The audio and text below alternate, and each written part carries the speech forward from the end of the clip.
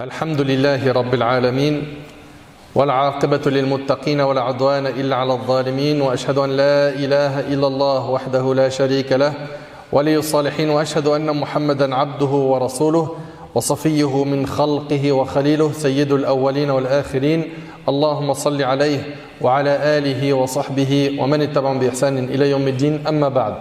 Mes chers frères et sœurs, aujourd'hui avec l'aide d'Allah Tabarak wa Ta'ala, on va parler de la patience et du mérite d'être patient. De la patience et du mérite d'être patient. Comme vous le savez, sur terre, nous sommes mis à l'épreuve par notre Seigneur Azza wa Jal. Nous sommes éprouvés par des malheurs, mais aussi par le bien. Comprenez-le, que la richesse peut être une épreuve. Oui, Allah Tabarak wa Ta'ala te met à l'épreuve, il te donne cette richesse pour voir est-ce que tu vas oublier ton Seigneur, est-ce que tu vas donner le droit d'Allah sur cet argent, etc. etc. Et Abdullah ibn Mas'ud radiyallahu anhu, il a dit la foi est divisée en deux. Il a dit une moitié c'est la patience et l'autre moitié c'est la reconnaissance. Être reconnaissant vers Allah. Et Ali ibn Abi Talib radiyallahu anhu, ce noble compagnon, il a dit la place qu'occupe la patience est celle qu'occupe la tête par rapport au corps. Vous êtes bien d'accord qu'un corps sans tête, il n'est pas animé, n'est-ce pas? Et donc, le musulman se doit d'avoir de la patience. Et c'est quoi exactement la patience? La patience, mes chers frères, mes chères sœurs, c'est le fait de maîtriser son ego. C'est habsul nafs anil jaza' wa habsul lisan anil tashakki wa habsul jawarih anil ma'asi. La patience, c'est maîtriser son ego, c'est retenir ta langue des plaintes. Vous avez vu les gens qui se plaignent beaucoup, toute la journée il est en train de se plaindre aux humains. Et ces mêmes personnes-là, pour beaucoup d'entre elles, pour ne pas généraliser, elles ne se plaignent pas assez à leur Seigneur. Dès qu'ils ont des problèmes, au lieu d'aller prier, demander à Allah, invoquer Allah, chercher le secours, le soutien d'Allah, non, ils vont aller voir les humains pour chercher des solutions. La patience, c'est maîtriser ton ego, retenir ta langue des plaintes et de retenir tes membres de commettre des péchés. Et cela se divise en trois catégories. Et soyez attentifs s'il vous plaît. On a la patience dans l'obéissance d'Allah. Et on va détailler ce point, Inch'Allah. On a également la patience face au péché. Et on a également la patience sur les décrets d'Allah, c'est-à-dire le destin d'Allah, Azza wa Jal. Pour ce qui est de la patience dans l'obéissance à Allah subhanahu wa ta'ala, oui, effectivement, il faut maîtriser son ego et faire des efforts pour bien adorer Allah subhanahu wa ta'ala. Pourquoi? Parce que dans la pratique religieuse, il y a des mashaqqa, il y a des difficultés. Et c'est sur ça justement on sera récompensé ou non yawm al-qiyamah. Parce que s'il n'y a aucune difficulté dans la pratique religieuse, aucune, mais tu vas être récompensé en fonction de quoi le jour du jugement? Là, il y a un effort à fournir. Et quand je parle de difficulté, je parle de quoi? Se réveiller tôt pour salat al-subh. Tu vas délaisser le sommeil et le confort de ton lit pour aller faire salat. N'est-ce pas? Le jeûne, c'est un effort, n'est-ce pas? C'est un effort parce que tu laisses la boisson, la nourriture pendant plus de 10 heures. Ce sont donc des efforts. Et quand on dit patienter dans l'obéissance d'Allah, c'est ça. C'est-à-dire maîtriser son ego face à ta'a, à l'ibada. L'âme, elle est incitatrice au mal. L'âme, elle a un aimant envers le mal. Elle est attirée par le mal. Elle aime la paresse, le repos, la fainéantise. Et donc le fait de prendre ton âme en main et de lui dire non, là tu vas prier, là tu vas faire ceci, là tu vas apprendre du Coran. Ça, tout ça, c'est un effort à faire. Et donc pour cela, il faut faire preuve de beaucoup de patience. Dans quoi? Dans l'obéissance à Allah Azza wa Jal. Et au début, tu verras que cet effort, il va être difficile, mais avec l'aide d'Allah, la constance, la persévérance, tu vas en arriver à un stade où tu vas trouver un goût mielleux à l'adoration. jusqu'à ce que toi, qui avais du mal au début à accrocher aux adorations, tu n'arriveras même plus à imaginer ta vie sans l'adoration. Tu n'arriveras plus à imaginer cela. Donc au départ, c'est difficile, mais avec la patience, parce qu'on entend des fois certains de nos frères, ils disent « J'ai envie de faire la prière, j'arrive pas, c'est dur. » Sois patient dans l'obéissance d'Allah. Prends ton ego en main, maîtrise ton nafs. C'est à toi de lui dicter ce qu'elle doit faire et pas l'inverse. Ce nafs, c'est comme un bébé. Vous avez vu le bébé?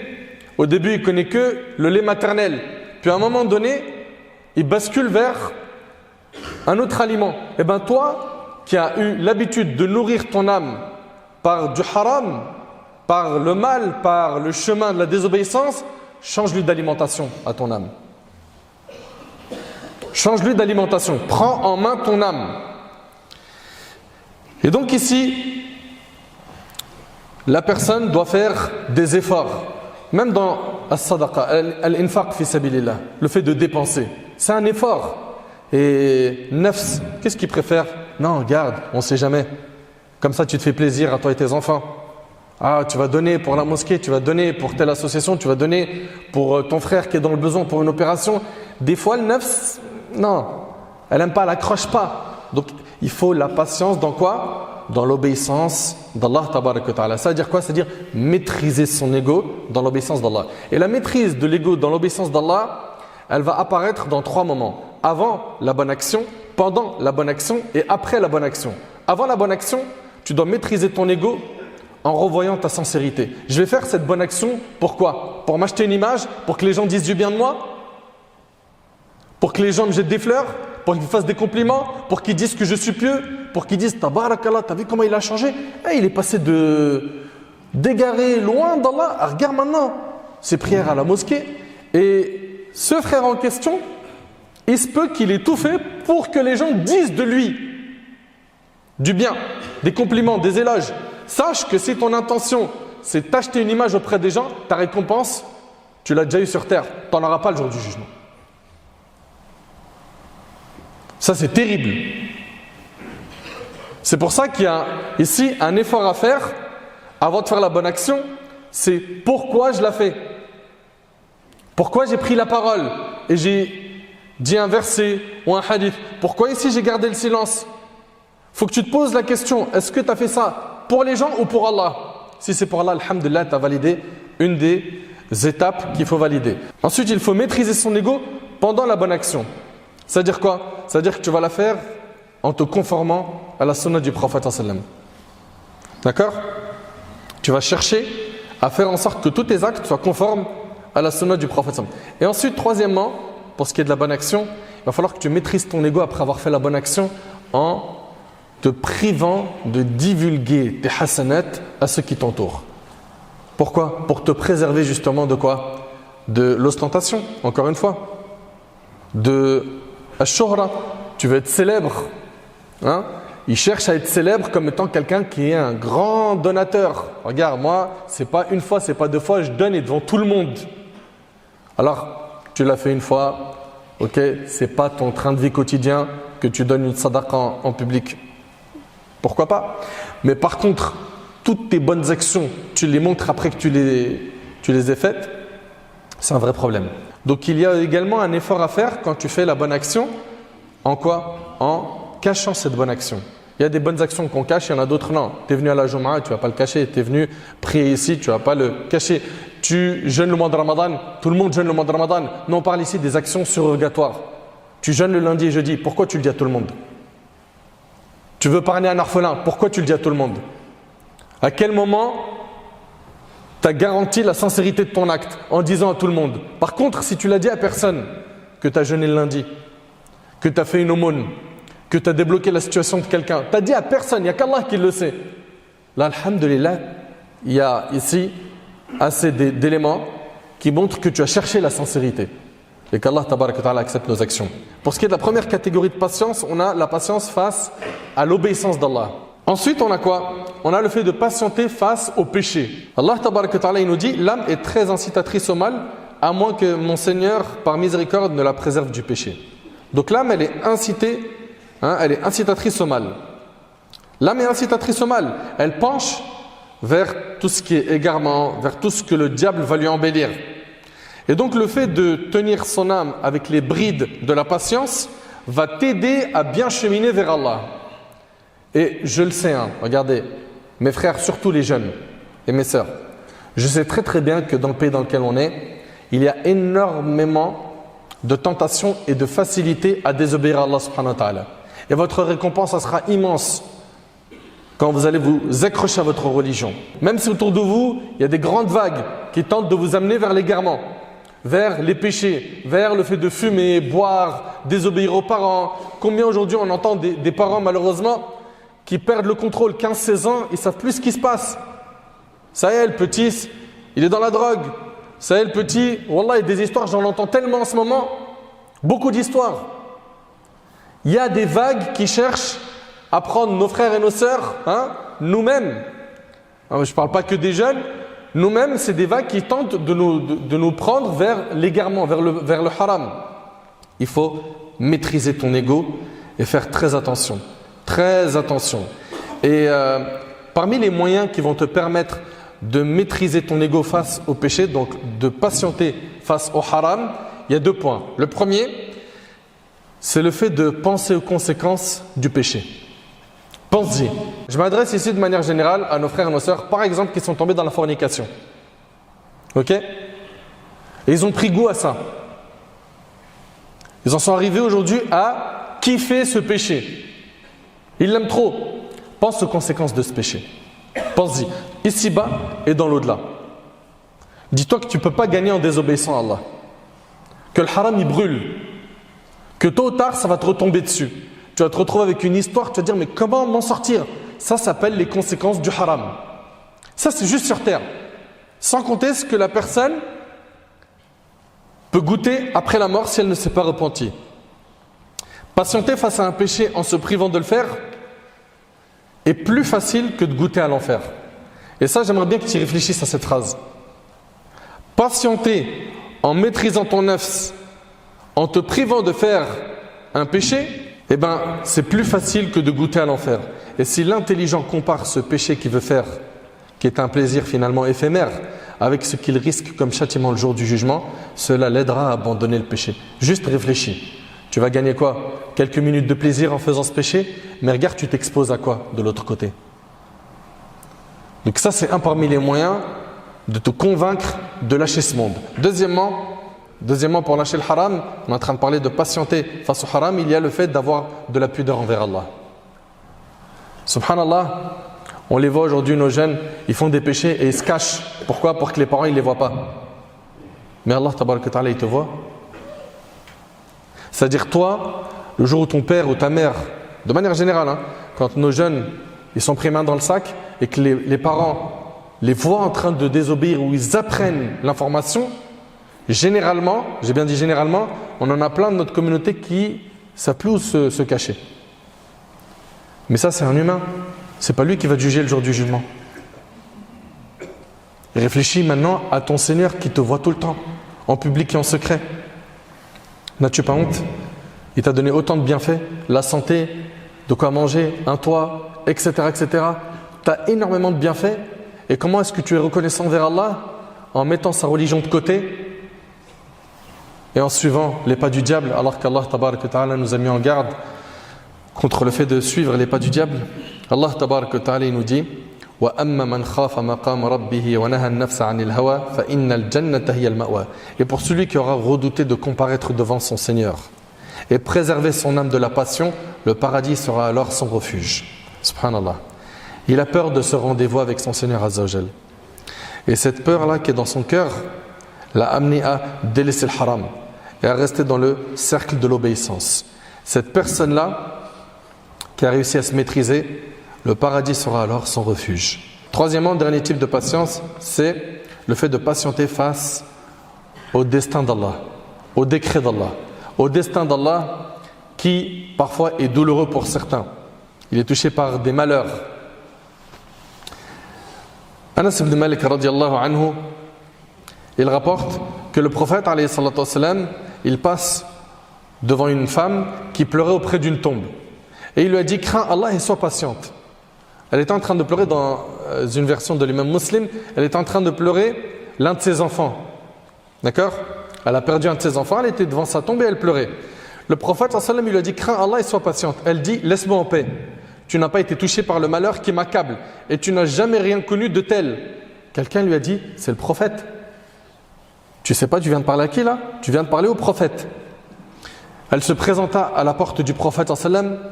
Donc là, elle reconnaît qu'elle a mal parlé et elle veut voir le prophète pour corriger le tir. Elle se présenta à la porte du prophète alayhi salatu wa sallam, sans y trouver de portier pour l'en empêcher. Et elle dit au prophète sallallahu alayhi wa sallam, je ne t'avais pas reconnu.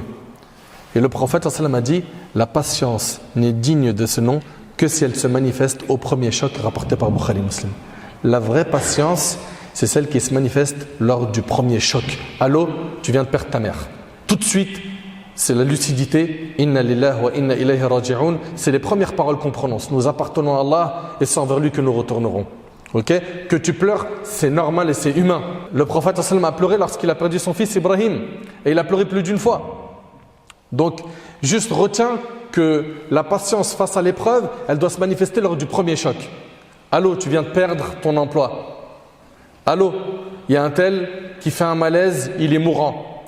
C'est dans le premier choc que tu dois quoi? Être patient, maîtriser ton ego, ne pas prononcer ce qui met en colère Allah. Mais subhanallah, pourquoi ça m'arrive à moi? Ça, c'est les paroles qu'il faut bannir.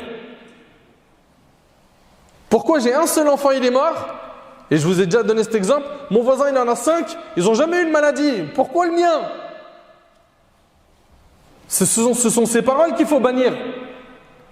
Tu n'es pas patient face à l'épreuve. Et certes, l'épreuve, elle est difficile, mais le prophète nous a enseigné que la grandeur de la récompense va de pair avec la grandeur de l'épreuve. Plus l'épreuve, elle est grande, plus la récompense, elle est grande. Et puis sache que par cette patience face à cette épreuve, Allah tabarak wa ta'ala, il est en train de te préparer une récompense qui est immense. Allah tabarak wa ta'ala, il nous dit وَلَنَبْلُوَنَّكُمْ بِشَيْءٍ مِّنَ الْخَوْفِ وَالْجُوعِ وَنَقْصٍ مِّنَ الْأَمْوَالِ وَالْأَنفُسِ وَالثَّمَرَاتِ وَبَشِّرِ الصَّابِرِينَ الَّذِينَ إِذَا أَصَابَتْهُمْ مُصِيبَةٌ قَالُوا إِنَّ لِلَّهِ وَإِنَّا إِلَيْهِ رَاجِعُونَ. Allah subhanahu wa ta'ala, il nous rappelle que sur terre, on va être éprouvé. Et d'ailleurs, la base de cette vie, c'est l'épreuve. La base de cette vie, c'est l'épreuve. Tu veux le repos et le confort éternel, c'est pas ici, c'est après la mort. Fil Jannah, qu'Allah nous accorde le paradis. Allah Ta'ala dit très certainement, nous vous éprouverons par un peu de peur. De peur par qui? Par l'ennemi. De faim et de diminution de biens. Oui, tu vas perdre ton argent. De personnes, tu vas perdre des proches, des amis. Et de fruits, c'est-à-dire les récoltes.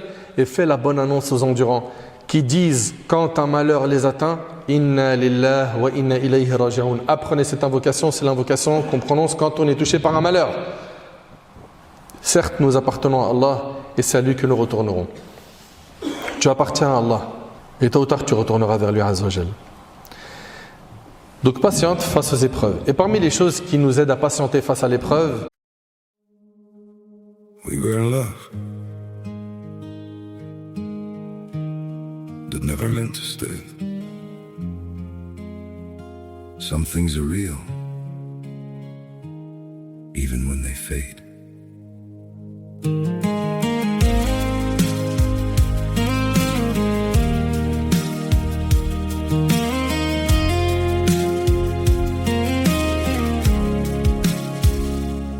I used to think if we kept holding on, we could bend the truth somehow.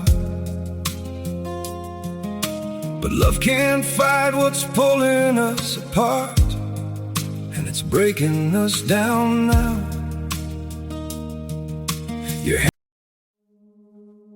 We were in love that never meant to stay. Some things are real, even when they fade.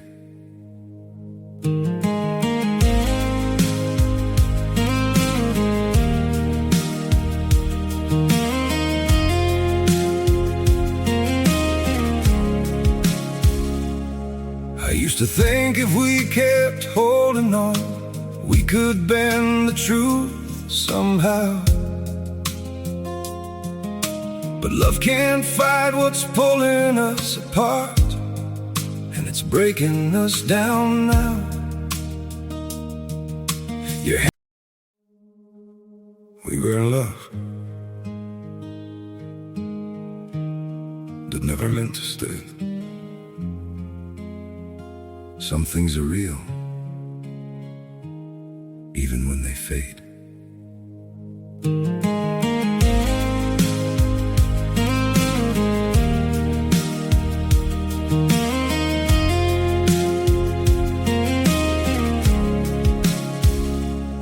I used to think if we kept holding on, we could bend the truth somehow.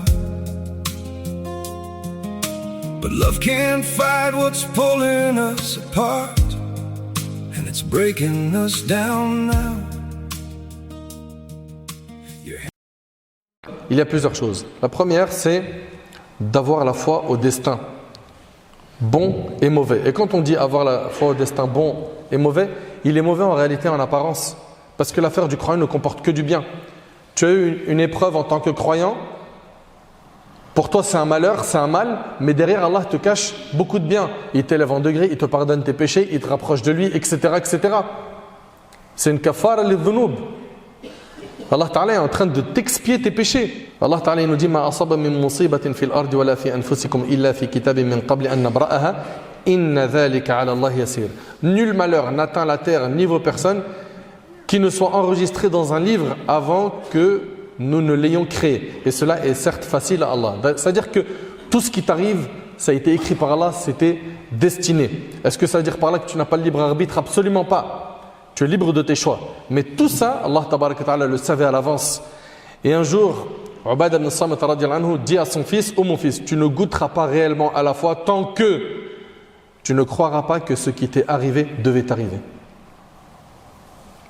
Et que ce qui ne t'est pas arrivé ne pouvait t'atteindre. Tu ne goûteras pas réellement à la foi tant que tu ne croiras pas que ce qui t'est arrivé devait t'arriver. Ce qui t'a atteint là, ce qui t'a touché, devait t'atteindre. Et que ce qui ne t'est pas arrivé ne pouvait t'atteindre. Tu n'as pas réussi à te marier avec cette sœur, avec ce frère, tu n'as pas réussi à décrocher cet emploi, etc. etc. Ce qui ne t'est pas arrivé ne pouvait t'atteindre. Tu as fait toutes les causes et ça ne marche pas. Sache que ça, c'était écrit par Allah. Ce qui va embellir, bi'idhnillah, cette vie à tes yeux, c'est ta satisfaction du destin d'Allah. Plus tu vas être satisfait du destin d'Allah, plus tu seras heureux dans ta vie. Et parmi les choses qui aident à tenir face au destin d'Allah tabarak wa ta'ala, le fait de désirer ardemment la récompense d'Allah tabarak wa ta'ala. Allah azza wa jalla, il nous dit à la fin: wa bashshir as-sabirin alladhina idha asabathum musiba qalu inna lillahi wa inna ilayhi raji'un ulaika alayhim salawatun min rabbihim wa rahma wa ulaika humul muhtadun. Ceux qui disent inna lillahi wa inna ilayhi raji'un, Allah ta'ala il dit, ceux-là reçoivent des bénédictions de leur Seigneur ainsi que la miséricorde, et ceux-là sont les bien guidés. Parmi les choses qui nous aident également à surmonter les épreuves, c'est de savoir qu'après la difficulté vient la facilité.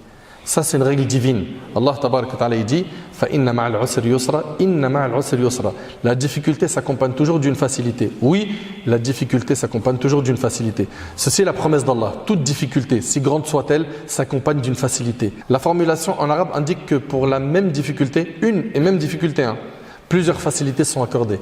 Donc, toi qui es dans le four de l'épreuve, sache que la délivrance est proche.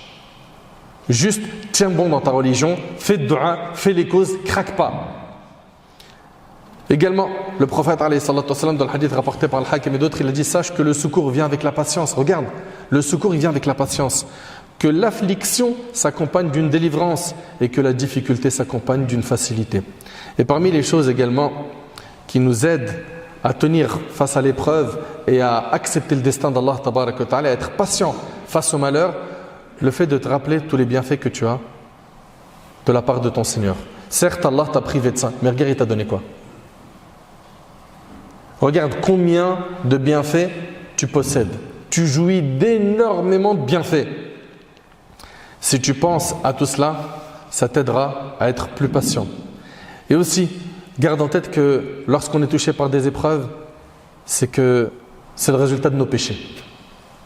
Allah Ta'ala dit: وَمَا أَصَابَكُم مِّن مُّصِيبَةٍ فَبِمَا كَسَبَتْ أَيْدِيكُمْ وَيَعْفُ عَن كَثِيرٍ. Tout malheur qui vous atteint est dû à ce que vos mains ont acquis. Et il pardonne beaucoup. Ça veut dire quoi? Ça veut dire que c'est à cause de nos péchés qu'on subit ces épreuves. Donc si tu te rappelles de tout cela, ça va t'aider, Inch'Allah, à te repentir quand tu es touché par une épreuve, à revenir vers Allah, à le craindre comme il le faut, avoir de l'espoir de sa miséricorde, etc. Allah Ta'ala il dit également وَإِن تَصْبِرُوا وَتَتَّقُوا فَإِنَّ ذَلِكَ مِنْ عَزْمِ الْأُمُورِ. Mais si vous êtes endurant et pieux, voilà bien la meilleure résolution à prendre. Et Allah Azza wa Jalla il dit إِنَّمَا يُوَفَّى الصَّابِرُونَ أَجْرَهُمْ بِغَيْرِ حِسَابٍ. Les endurants, ceux qui ont enduré, les endurants auront leur pleine récompense sans compter. C'est-à-dire que tu auras énormément de récompenses qui t'attendent le jour du jugement. Subhanallah. Mes chers frères, mes chères sœurs, Allah Ta'ala nous a recommandé la patience dans 90 versets. Allah Ta'ala a fait l'éloge de ceux qui sont patients et leur a annoncé des bonnes nouvelles, qu'ils auront des récompenses sans limite le jour du jugement. Tenons bon et soyons patients face à l'obéissance d'Allah Subhanahu wa Ta'ala. Soyons patients face au péché, craque pas ton pas dans le péché.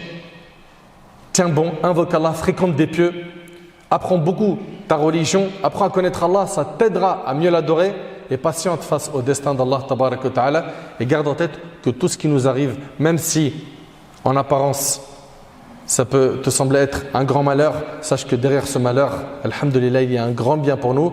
Enfin, relativise et on demande à Allah Tabaraka wa Ta'ala pour terminer de faire de nous des patients. On demande à Allah Azza wa Jal de nous accorder la force de tenir face aux épreuves, qu'Allah Subhanahu wa Ta'ala fasse de nous des pieux, qu'Allah Azza wa Jal nous aide à tenir et à nous accrocher à notre dîn jusqu'à notre dernier souffle.